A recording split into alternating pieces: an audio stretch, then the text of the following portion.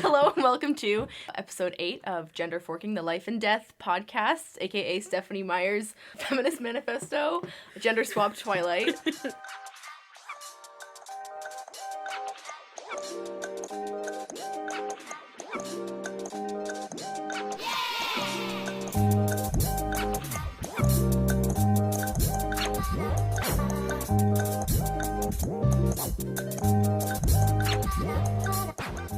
This episode is entitled, quick question, what the fuck? Screaming in the background is a broken shell of a human being, Lori.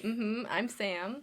I've been pacing around my house for the last hour or so after reading chapters 20 through 23 of Life and Death. In this section, this whole 4-chapter section that we've read today, Bo and the Cullens are, Bo is on the run and then the other Cullens are trying to hunt down Joss, the tracker, before she Joss is a man's name. I'm sorry. It is.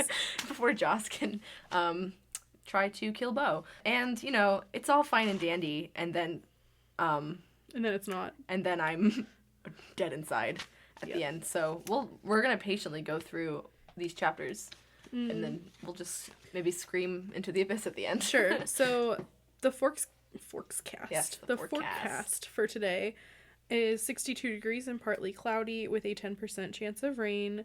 Sunset at 9:05. That's pretty late. It's about an hour later than we're having the sunset here in Maine. Interesting. But there's no sun most of the time anyway, so. Right, so what's the point, honestly? What's the point? All right. Shall we jump into chapter 20, Impatience? Impatience. Yeah. Okay. This is a great chapter. I really liked this one. Yeah. This is actually wonderful. Yeah. It's something I forgot about from Twilight. Yeah. Because it's not explained in the movie, which is the adaptation of Twilight that I ingest the most. Yes. Yeah, it's been a hot second since I've read Twilight. Not too long. It's been a year. Yeah, enough to forget some of the lines from chapters that I'm not reading all the time. Some, not all. Yeah. Some of them we remember enough regardless. to make me question like whether or not something happened in Twilight versus in Life and Death. Same. I'm having those moments more frequently. Yeah. But chapter 20 is Bo holed up in a hotel room with Archie and Jessamine while they wait for the others to get a hold on Joss. I just have a general thought Sure. that I had at the beginning of this chapter, which is, and I think is maybe emphasized even more by the last part of this section. I feel like in Twilight, it always feels like Edward's main goal is to be protecting Bella, but I really don't get that vibe with Edith. Like, she doesn't talk about it that much. Right. And when she does talk about it, it's more of a joke, I feel. Like, it's not very... I always have to save you. Like, ha ha ha. It's not that possessive. Right. In the way, like, that it could be implied that Edward's is. I feel like... I'm not exactly sure what I was reading that made me feel this way, but I feel like we've just gotten a lot less of that with Bo and Edith. It feels like a much more reciprocal relationship. Sure. And, like, is that because the one with the superpowers is the woman, so, like, she has, like, a lesser starting point? Yeah, it's stupid. But it makes for a better read, to be honest. Yeah. I wrote that Jessamine's power in this chapter is, like, more fully explained and used frequently on Bo. Yes. And I wrote about how I think it's, I don't want to say less interesting, because it's not, but I think it's more radical that Jasper had that power, because, like, the stereotypical man would not be, like, intuitive in the way that women are with emotions, or at least that's how men are portrayed. But it's, like, maybe more normal for Jessamine to be really in tune with people's emotions. Yeah, I wrote that, like, her abilities feel more womanly because they are, like, powers of intuition and empathy, which is very much thought to be, like, a feminine attribute, like, being in tune with feelings in general. Yeah. It's interesting because I feel like the way that Jessamine's power is described earlier in the book is actually more of, like, a manipulation tactic. Yeah, absolutely. Which is interesting, because that's an entirely different way to think about it. But I think, I mean, in order to be influencing someone's emotions, she has to understand what they are and be able to feel them herself. Correct. Yeah. Which is not really, it's not a manipulation. It's like you're an empath. Yeah, she's an empath. Like, you're always an empath, and, like, it doesn't matter if you know the person, you're an empath, you feel everyone's feelings regardless of, like... Yeah. whatever. Like, Yeah. you will know people's feelings, even if they're trying to conceal them from you. Yeah.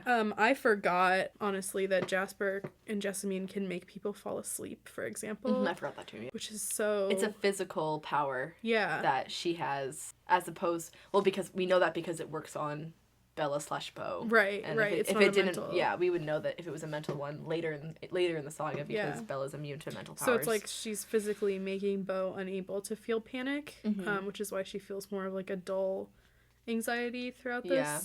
Because the mental feeling is still there. Yeah. But like physically your body isn't reacting in the same way. So like you're physically calm, but like mentally you're still know what's going on. You still know what's going on. You're still capable of being worried, and I think that that's even cooler than trying to like you still have some agency. Yeah, you have agency and you have like emotional intelligence. Yeah. Because like you know how you should be feeling. Yeah, and Bo can always tell. Yeah, Bo can always be like, I'm upset, but Jessamine's making me feel okay. Yeah. There are some really beautiful moments in between Jessamine and Bo, and also between we get Archie and a lot Bo. of time between these three characters, which is awesome. I love the segment on page 317. Where Archie is basically just like, we're best friends, and you don't know that yet, but we're best friends. Yeah, and then immediately Bo is like, okay, this makes sense. I'm gonna talk to him like it's my best friend, and then they're immediately best friends. That's so cool. Can you believe that that's how it works in real life? That's how we became friends. That's how we became friends. I walked up to Sam and I was like, can you believe that we're best friends? And she was like, oops. Yeah. Sure. That's not true, but we did hang out the first time by watching Twilight. Wow. Look at us now. Truly thriving. Is this little spiel the same as in Twilight? Let's check. Wait, let's check if it's the same before we read it. Because I honestly don't remember it in Twilight. I don't either. Yeah, she's just talking about becoming a vampire. Nope. Okay, that's very interesting because, like, why? Yeah, so, okay. Okay. So, there's no book after this. Correct. This is really the only bonding that Bo and Archie are going to get. That's true. Yeah. That's true. So, it would make sense for... there to be another moment. For Stephanie Meyer to be like, here. I see our friendship, we are best friends, and then for them to be able to bond like that. But that is not in Twilight at all, which is really interesting. Their friendship grows in a more natural... Yeah, not a supernatural way. Yeah. I understand why that segment was added. I really like it's like one of those really nice added segments that I enjoy a lot. I really do I'm love like, that. Thanks, I'm gonna pretend that Bella and Alice had that moment. Yeah. Yeah. And then right after that we start to get sort of Archie's origin story, or what Archie knows of his origin story, which is really interesting. Definitely my hair theory about the haircut was correct. Yes. It's because of what Archie thought was maybe prison. He thought he was in prison. Or diseased, perhaps. Yeah. And we later find out that it was an asylum. Yeah. Right. Something I did for this section, just upfront honesty, something I did for this section was as soon as I started to notice more consistent changes in the next chapter, I immediately put down this book and picked up Twilight, and I read these 4 chapters in Twilight, so I am fresh. Cool. From about this point onward. Okay. So interestingly, now that I'm reflecting on this chapter, Bo is learning about becoming a vampire and how that happens, and sort of the emotional repercussions of that, and losing family. Oh, I don't know if that's in Twilight. Yeah. Oh. Oh God. Let's revisit that in a couple minutes. Okay. But the dialogue is mostly the same, except for that like little section about Archie being like, if you become a vampire, like all of the human people that you know will like slowly die, and like you won't have them anymore. Right. We're going to revisit that. Let's unpack that later. Yeah. We'll just stick with the plot for now. Okay, for now, something else I wrote about Jessamine is that... everything's out the window now, huh? Yeah. Something I wrote about Jessamine is that on page 325... Bo mentions, like, a wave of depression, like, washing over him, and then Jessamine immediately being like, nah. And it's like, now that I don't know if New Moon would even be possible in this universe...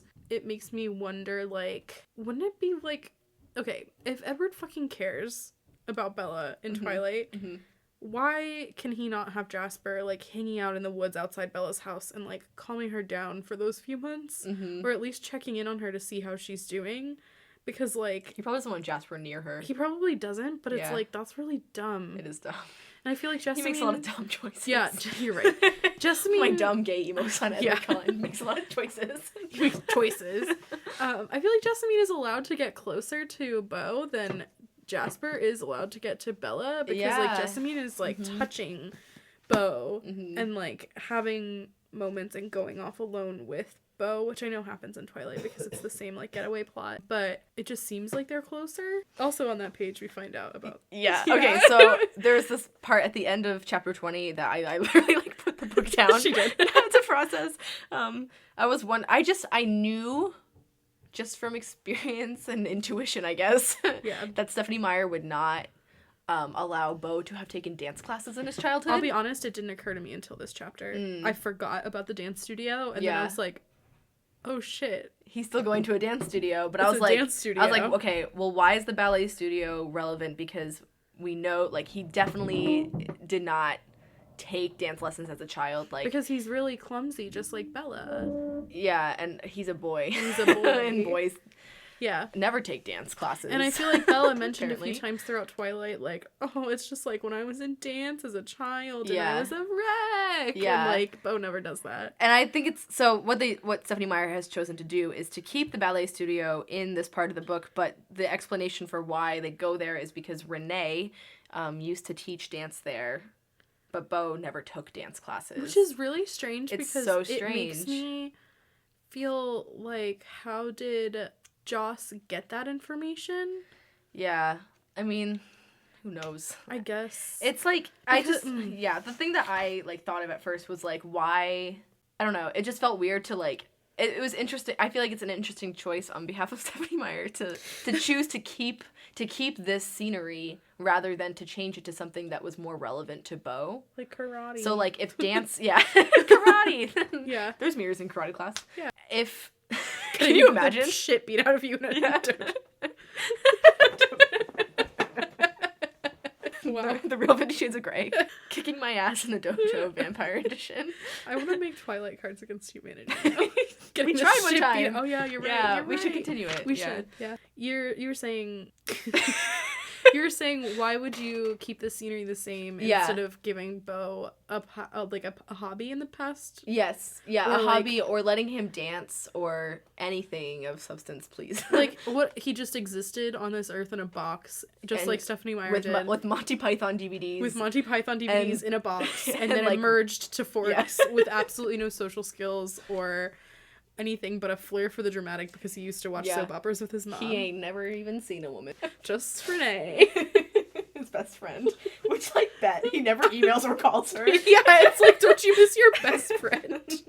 Oh, man. I'm gonna send you those exact emails as soon as I get to see. Why haven't you called yet? Why haven't you called yet? Bella, if you don't call by now, I am sending the police. So that's really it for, like, the kind of details that we get in chapter 20. Yeah. Chapter 21 is marked by Beau being tricked by Joss over the phone into thinking that Joss has his mother. Yeah, if you know the plot of Twilight, there's very little different in this chapter. It's the same. Honestly, the only thing I wrote down for this entire, like, 5-page chapter is that, and I this is like a valid critique of Bella as well, I would just like to say it, is that she's looking over the shoulders of Archie and Jessamine. Who is? Beau. Fuck. He's looking Gender over. He's looking over the shoulders of Archie and Jessamine, and Archie is of course drawing Beau's house. Mm-hmm. And instead of saying, that's my mom's house first, the phone goes there. He says, the phone goes there. Doesn't Bella do that too? Yeah. Yeah. And they both stare at her, and I'm like, okay. Or them. They both stare. Yeah. And I'm just like, it just reminds me, it feels more natural to Beau's character because of the dramatic outburst in the cafeteria. Yeah, apparently he's a drama queen. Yeah, and this is like consistent with that. Yeah. And I'm like, okay. Yeah. I literally wrote down dramatic way to say something that could have been straightforward Beau. Yeah, some of his narration in this section is more dramatic than it has been. Yeah. Especially in his conversations with Archie. Yeah. About becoming a vampire. Like, he is alluding to something and, like, kind of strings us along before he tells us what that thing is. It's almost kind of like Bella is more sarcastic and like intentionally She's very sarcastic, funny, yeah. whereas Bo says things very dramatically and like isn't intentionally it's not supposed to be funny, but is so goofy. Yeah. Like that's how I feel Yeah. about their character difference at this point. Yeah, they definitely don't feel like the same person. No, absolutely not. Is this a chapter where Bo escapes from them in the airport, or is that the next chapter? No, it's the next chapter. Oh, okay. Well, I don't have anything else for this chapter. Yeah, I don't either. Yeah. The next chapter is chapter 22, Hide and Seek. Yeah. This is when Bo has to get away from Archie and Jessamine because Joss has threatened him and his mother, and he's, basically just trying to get to where Joss is. Which is so difficult because... This is a hard thing to do. Like, I'm amazed that Bo / Bella Archie even can does see this. the future, and Jessamine can feel what you're feeling, Yeah. so it's like...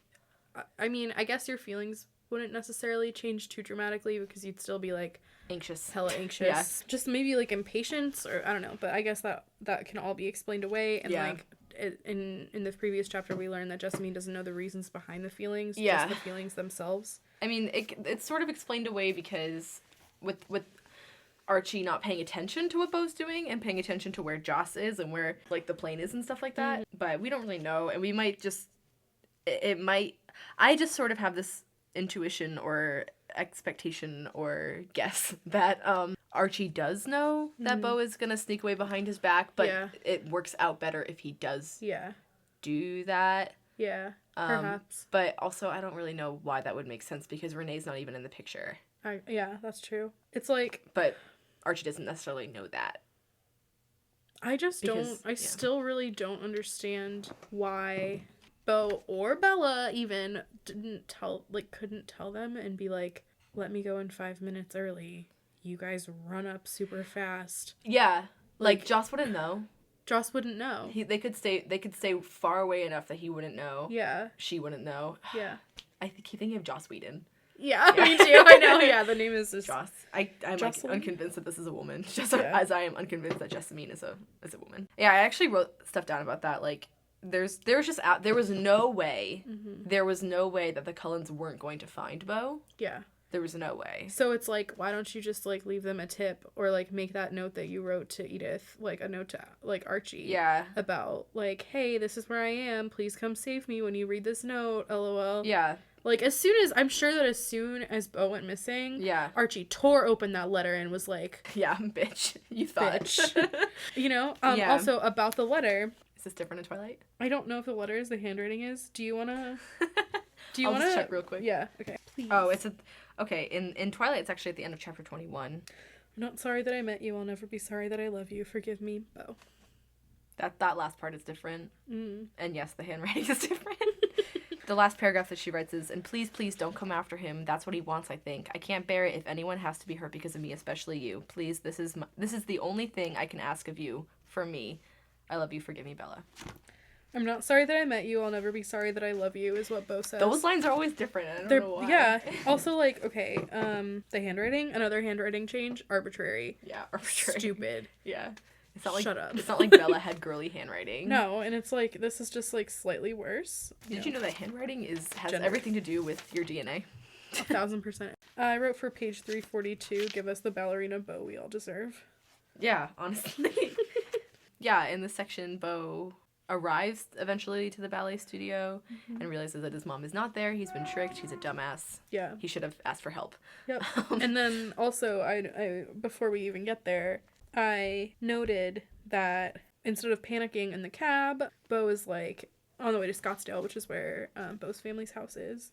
Renee's house. Mentions, like, is, like, picturing the future, or, like, picturing, like, what life would have been like if he didn't have to go on this, like, little offshoot, and is like, oh, like, I would stay with Edith, and, like, she would come to the airport. Yeah. And then he says, I imagined her by the shore, her skin sparkling like the sea. It wouldn't matter how long we had to hide. To be trapped in a hotel room with her would be like heaven. And I'm like, you kinky motherfucker. It's like, does Bella say that? Like, I don't think so. It's just another sexual reference where I'm like, hello. Like, in his final moments, thinking about sex. Yeah. The Bella, like, we all deserved. Every 17-year-old boy.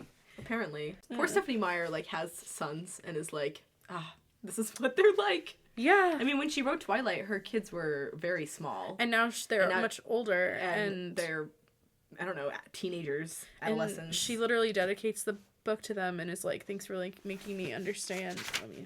To my boys, Gabe, Seth, and Eli, for letting me be a part of the teenage boy experience. I couldn't have written this without you. And it's like, do you think that lowly? Yeah, so we get this really intense sort of action horror sequence in chapter 22. We get Archie's backstory. Yeah, from Joss, who apparently knew him. It was like a similar situation where Joss was tracking Archie and wanted to kill him, and then Archie was turned by someone who was close to him. Some random vampire that was like protecting him in some way. And we don't, obviously, it's not said if Joss dies yet. Yeah, we don't know yet. We don't know, but at this point I don't know anything. I don't know anything. My life is a lie. She probably dies. Yeah, I think that she probably dies, but it's presumed that we won't know who this, if it's like Twilight, we won't know who turned Archie. Could be anyone. Yeah, and they were destroyed. Yeah, Joss does say that Archie was in an asylum. And as we've discussed before, mental asylums, especially like in the 1920s and before, is an extremely gendered history. And with Alice, it made a lot more sense. But they did mention like shock therapy and stuff for Archie. Yeah. For some sort of premonition ability. Yeah, I have a few things that I pulled out of this little monologue that are just like, he's changed by an older female vampire. I don't know if it's older in terms of like actual age, or if it's just old as in like been around for several hundred years. I think. And is like, she is presumably a loner because she doesn't have a pack with her that's fighting and protecting Archie. But she works at the asylum. It says like, can you imagine the degradation actually working a human job for your food? Which is so interesting and not something I haven't really thought about. I haven't thought about that very much because it's very close to Corrine/Carlisle. Yeah, and it makes me like, not that I think this is true, but like, was it Corrine? No, because they died. Joss kills this person. You're right. Yeah. You're right. Yeah. But it's like, and also like we would know that's the backstory. True. Yeah. But it's like, unless she kept it from him, but yeah. It's just so interesting. Like, I want to know... The parallel is really strong. A lot about that person. I want to know, like, why... Like, they must have some sort of perhaps superior knowledge that, like, maybe these insane asylums are not the way. And maybe, like, they're trying to change it from the inside or something really like that. Because, like, I mean, if you're a vampire, you have a different outlook on, like, what's real and what's sane and what's what. And, like, maybe that's why this person is so inclined to protect Archie. Yeah. And it's possible that she would have done the same for any of the patients there. Mm-hmm. Yeah. It gives a new, like, outlook on, like, what mental illness is. Obviously, Archie/Alice was, like, a singer, maybe it's implied, for Joss/James. It's just interesting that they were even in this situation where Joss was close enough to smell Archie. Yeah. And then for this older vampire to know about it. Yeah. It is so... It's such an interesting situation that, like, I've always wanted to know more about Alice, but, like... Yeah. Also, I think, like, it's interesting with Archie as well. But I also picked out 100 years earlier, he would have been burned at the stake for his visions. Yeah. That's not necessarily true. That's extreme, like, witch hunts. Like, we know like, that's... It reminds me of this Tumblr post that's like, if you need proof that, like, male privilege exists, like, they burned women at the stake for having, like, spiritual experiences, but they made a religion for Jesus. And then somebody reblocks it and is like, I don't want to, like... step on your toes because I think your point is really valid, but they very much did also kill Jesus. And I'm like, damn, you're right. It's like one of those things where like it's very much true that like Archie could have been in an asylum getting shock treatments or maybe 100 years before burned at the stake for things like this. But it's not the typical male experience. It is not the typical male experience of the time. Yeah. I mean, it's not the typical woman experience of the time, but for people who were experiencing that sort of thing, it was mostly women. Yeah. Yeah. I just think it would be a lot easier for Archie to have kind of escaped this fate. Yeah. It's really interesting that he really doesn't remember anything. Yeah. Damn. This is worth a lot of exploration. I love Alice so much. Yeah. So that's sort of the end of that dramatic little spiel. Yeah, but I just, it makes me think so many things. Yeah. It seems like when people are drawn to certain humans and like the way that their blood smells, it's always the opposite gender in quotation marks, because there's no such damn thing. Stephanie. But it's like, okay, so we know Edith is drawn to Beau, and we know in Twilight Emmett is, well, we know in Midnight Sun, from Midnight Sun, that Emmett accidentally killed someone because she smelled super great. Yeah. And we are now hearing that Joss has been interested in Archie before and is now, like, not as interested in Beau, but is like, Beau smells pretty good. Like, not as good as Archie, but, like, really good. Yeah, and tracking him. It makes me wonder, like, is that bound by your sex? Is that bound, like, will... Yeah. Is it always... Is it... the gender of the person that you... The gender that you are attracted to, aka the opposite, in quotation marks, gender, because everyone's straight in this universe? Right, or would, like, if it was, like, a lesbian vampire, would you be like, wow, that's a really great smelling lady? Like, does it have to do with sex at some level? Apparently. Does it have to do with, like... Well, like, does it have to do with, like, biological sex? Also in quotation marks, because there's no such thing. But, like, or does it have to do with, like, sex in the way that, like, it's, like, a sexuality thing? Yeah. Or is, like, sexual desire and the way that people's blood smells? Say that Emmett wasn't with Rosalie. Yeah. Like, would he, if he didn't kill this girl, be, like, a good mate for her? Or, like, is, like, you know what I mean? But, like, that's how Stephanie thinks, right? Yeah. Yeah. I mean, you have to wonder because of, like, Edward and Bella and Beau and Edith. Yeah. Is that what's this is about? Is it, like, if you smell someone so good and you can resist killing them, is that your soulmate? Yeah, there's a lot to unpack there in that theory. Yeah. Oh, yeah, there's so much going on, but it's like, I just want to know. Yeah. This is also the chapter where I started to notice okay, maybe they're not large. They're large to me. Big differences between Bella and Beau and the way that they act in this sequence where Joss starts to harm Beau. Physically. Yes. A lot of choices are made. By Beau and by Stephanie Meyer. Yep. Yeah. I couldn't even write them all down. Because... I couldn't either. I made a few, like, notes. Okay. Like, okay. I think the overall theme here is that Beau is maybe fighting back a little bit more, and I don't know. It's kind of like a fight or flight thing, I think, because I noted that on page 346 is really where this all starts, and Bella tries to run away, and, like, she knows that it's not gonna work, obviously, but she has the human instinct, in quotation mark. Anyway, she has the human instinct. Nothing is real. Yeah. She's the human instinct to run away, and she's like, I know it's stupid, but, like, my instinct is that I run away, and, like, obviously James catches up to her. But very Beau consciously. does not try to run away. Very consciously, he's like, I'm not gonna try to run away because I know that, like, it won't work. Yeah, he's like, I'm gonna die. He's very much made peace with that. Yeah. Bella had to, but, like... She was still trying to fight it. Yeah. I guess. And, like... There are choices made that Beau does not really scream, and Bella is screaming. Yes. In that part. Vomits? He vomits, which Bella does not vomit. Yeah. Women don't vomit. Women don't vomit. Yeah. It's our best kept secret. Kept a secret. There's no acid in this body. 4 to 5 times a month. Full disclosure. Maybe 3 to 4. It's a good month. Depends on the month. You're really good at it for a woman. Yeah, it's one of my more masculine qualities. One of the things that I noticed that I was, like, pretty sure did not happen in Twilight was Beau trying to break the camera. Yeah. Does that happen in Twilight? I don't think so. Yeah. I thought that was gonna be, like, a thing that... I thought that if he succeeded, it would really change things. Yeah.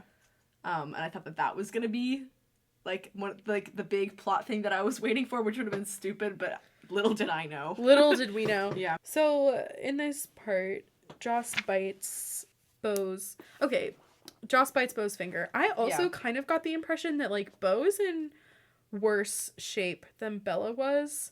Yeah, I'm like, That might be part of it. Like, I think, like, a lot of more bones are, like, broken because she seems to be going through the bones and being like, let's me break this one. yeah, your it arm's seems broken like now. he can't breathe. Yeah. Maybe he should have tried to run. Are you victim blaming Bo Swan? No, because of reasons that will become clear. So we got to this point and I refused to stop reading. Yeah. Because this is the first time that there's been, like, so many changes made in, like, such a short span that I was pretty sure that, like, things were happening that were different from how Twilight would unfold. So I was like, Sam, I want to read another chapter. And she was like, there's a short one coming up. And I was like, I want to read another chapter. And she's like, go ahead. And so are we in chapter 23 now? So we're on chapter 23. Okay. The choice. Okay. So. And what a choice. What a choice. Choices are made Choices all around. are made. My favorite RuPaul's Drag Race quote, life is full of choices. And that was a choice. Wow. Okay, so what happens in this chapter? Bo has been bitten on the finger, which is interesting. Yeah, because not on the wrist. Not on the wrist.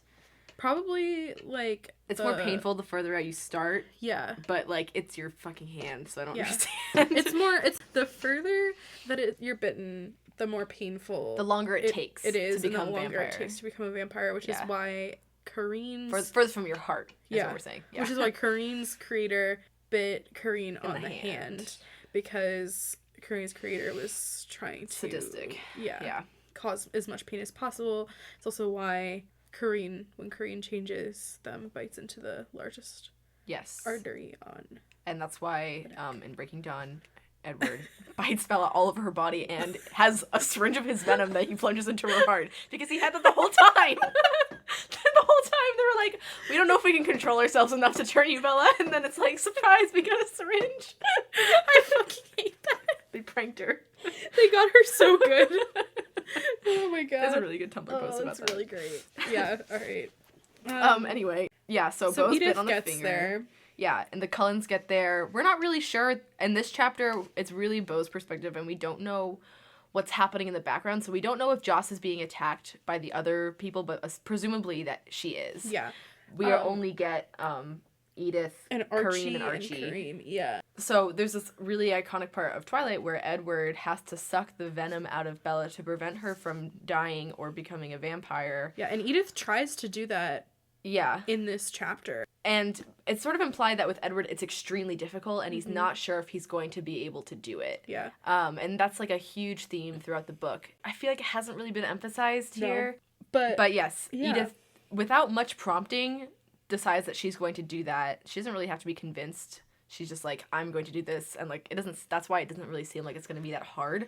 But we don't really know. Archie seems to be, like, doing really, really well. And perhaps it's just, like, added confidence because Archie can see the future and probably knows that, like, he won't kill him. He won't kill Bo. Yeah. Like, there's, like, a little mention, like, hold your breath, Archie, it'll help. But, like, so Archie's doing fantastic. All of this feels a little bit off. And then...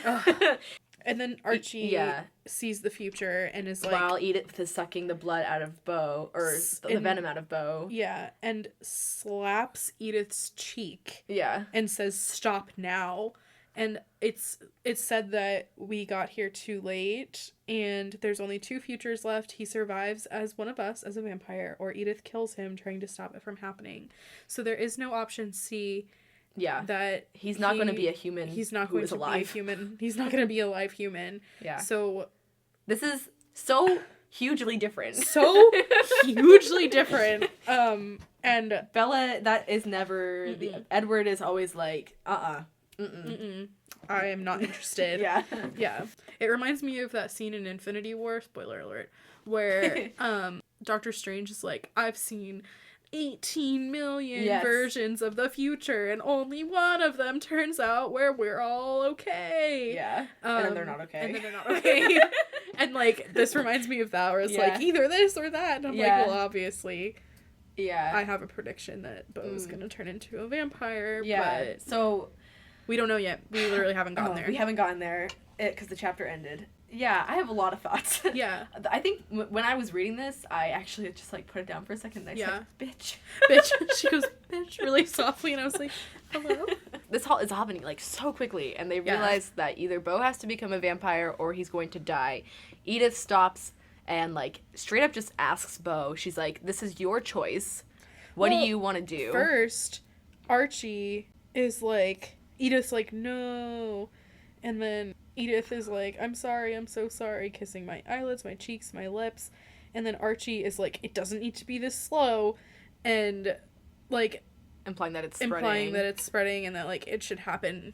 Like, it could happen faster if they, like, took control of the situation. Yeah. Archie is much more involved in this process than Alice was in Twilight. Yes. And is very much advocating for vampire Beau. Yes. Which is so logical. Yeah. And, like, Corinne is like, I made an oath, Archie. And Archie's like, I didn't. Yeah. And he's, like, not... Like, it sounds like he's about to bite Beau closer to the heart. Yeah. And that was never... Like, he can't do that. He doesn't know how to do that. Right. That was never an option in Twilight. And it gives...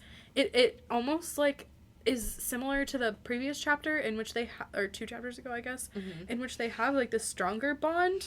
And, like, Archie cares a lot about Beau. Yeah. We get that really magnified a lot earlier on in like, the saga that doesn't exist in this universe. But... Yeah. And that's when Edith is like, wait, I'm going to ask Beau what he wants, even though he's dying. Yeah. So Edith asks Beau, like, what do you want to do? Like, I will not make this choice for you. Do you want to become a vampire or do you want to die, basically? Yeah. She says it nicer than that. But... Right. And Beau says possibly the most unclear thing. Like, you get it. Yeah. But, like... We understand what he's saying. He just says... I hate it, actually. You, I spit through my teeth. Just you. And she says, are you sure? I groaned. The fire was reaching his fingers into my chest. Yes, I coughed. Just let me stay with you. And then Archie... Which is probably purposefully unclear because we don't know what's going to happen in the next chapter. But it's dumb because if I were, like, dying and I didn't want to die, I would be like, I don't want to die. Yeah, be like, vampire Change time. Me, vampire, yes. And then Archie is like, out of my way, Edith, presuming that Archie is going to be the one to bite, which I guess is perhaps Archie looking out for Edith and, like, being concerned that Edith would not stop. Yep. Perhaps is, like, concern, and Archie feels that confidence, again, that, and maybe this is what Stephanie is talking about having Archie more involved in ways that Alice wasn't in Twilight. Yep, in terms of the premonitions. I think that this is one of those examples. Yeah. I had a lot of thoughts about this. I'm going to close this book or I will literally read it now. I had a lot of thoughts about this. I just, like, I know that she was looking for an out to not have to write a sequel to Life and Death. Yeah. But the way that it comes across is that a man gets this autonomy that Bella never received from Edward. Right. In Twilight, or really any of the books really any of the books. Yeah. It's like Bella is in better shape than Beau was in this scene. And no, like, Edward doesn't stop to ask, what do you want? Yeah. Like, do you want to change right now? Like, he doesn't give her that option. Yeah, he's like, absolutely not. I'm going to save her soul. Yeah. Which is, again, not something you really get in this book. There's no soul discourse. It's just hard because, like... I don't believe that Edith hates herself as much as Edward hates himself. Absolutely not. Yeah. And it's just, like, it feels like there's no real reason why any of this is happening. There's nothing that I picked up on earlier in the book that would have suggested that this was how it was going to end. Or, I mean, it hasn't ended yet, but, like, suggested that, like, it's going to end differently from Twilight because it's supposed to be the same. Yeah. Like, the whole point of her writing this was that... I feel lied to. Yeah, the whole point of her writing it was that it would be the same. Yeah. So, it's like, do I enjoy this ending better? I don't know yet. Because I don't know what the ending is. Yeah. But, like, I'm tempted already to guess that I would. At this point, I have no idea what's going to happen. I want to give her some credit and say that, like, it's all going to work out in a really good way, but I don't know. Yeah, we still do have a good chunk, and we've decided that we're going to read the next chapter and epilogue, like, together. Yeah. Out loud. But it's very clear now why this book is 100 pages shorter than Twilight, because presumably we are skipping... Prom, hospital, I don't know. I really don't know. I'd like to see how they're going to either explain Beau's death or explain Beau's death. Fake death. Yeah. Yeah. The autonomy thing is really getting to me. The autonomy thing is really fucking stupid because, like, if Beau is so much more beat up than Bella, First of all, why was he so much more beat up than Bella? Yeah, there's no real reason for that. Except for maybe, like, Stephanie trying to motivate this ending. Yeah, there's no reason for any of this. No, you're right. Yeah. She didn't have to write this. Yeah. I'm glad she did. But it's like, if Bella's much more coherent, and, like, Bella has much more of an opportunity to give her, like, relatively informed consent on the situation. It's also really interesting because Bella goes through so much more time wanting to be a vampire and coming to a very clear consensus on what that means for her. Yeah. And Beau has just found out about what it means to become a vampire like 2 hours ago. Right. Yeah, there are no reasons for any of this, which is the most frustrating part, I think. And I think there are ways that I could probably try to like reconceptualize why things are ending up this way, but they would all just be speculation. Yeah. In this situation where either Beau's gonna die or Beau's gonna be a vampire, the obvious choice is to turn him into a vampire because vampires are not indestructible. Yeah. Vampires aren't indestructible. It's alluded to at the end of the chapter. Doesn't he say that Edith, like, goes down to his neck? Mm-hmm. So it's like, she's gonna bite him. Yeah. But it's also stupid, though, because it's like, you're gonna give him the choice. Like, if he said that he wanted to die, I don't think that Archie would let him. Kind of. Maybe he would. But if he wakes up as a vampire and is like, what the fuck, I don't want to be a vampire, you go to the Volturi and you get your head torn off. Yeah. Archie can see the future, and he knew that Beau would want to become a vampire. Yeah. Anyway. Stephenie Meyer got me fucked up. I'm so fucked up right now. And I think maybe we predicted this too, that, like, he would just probably become a vampire at the end of this book. But, like, it's so obvious that I didn't think that would happen because it was such a big deal in Twilight. Yeah. It's just stupid because it's kind of like Stephenie admitting that, like, New Moon, Breaking Dawn, and Eclipse didn't have to exist in her original universe. It's like, you didn't have to do Renesmee to us. You didn't have to do Jacob to us. You didn't have to do it. She had... You know I have to do it. You know I have to do it to him. I'm losing it. I know, I'm dead. Maybe we should just stop and we should read the next part when we read it, and then... Instead of just speculating. Yeah.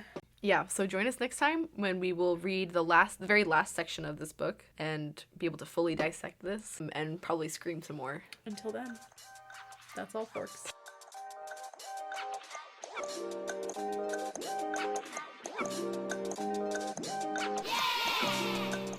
Thank you for listening to Gender Forking. To stay updated about the podcast or to contact us, follow us on Twitter at genderforking or like us on Facebook at facebook.com/genderforking. For more Twilight content from us, you can follow our blog at bowlingshirtbellas.tumblr.com. If you haven't read Life and Death and you aren't reading along at home, visit bowlingshirtbellas.tumblr.com/genderforking for plot summaries and more information about the text. For other inquiries, you can email us at bowlingshirtbellas@gmail.com. The music you are hearing is Thursday in Snow Reprise by Blank Kit.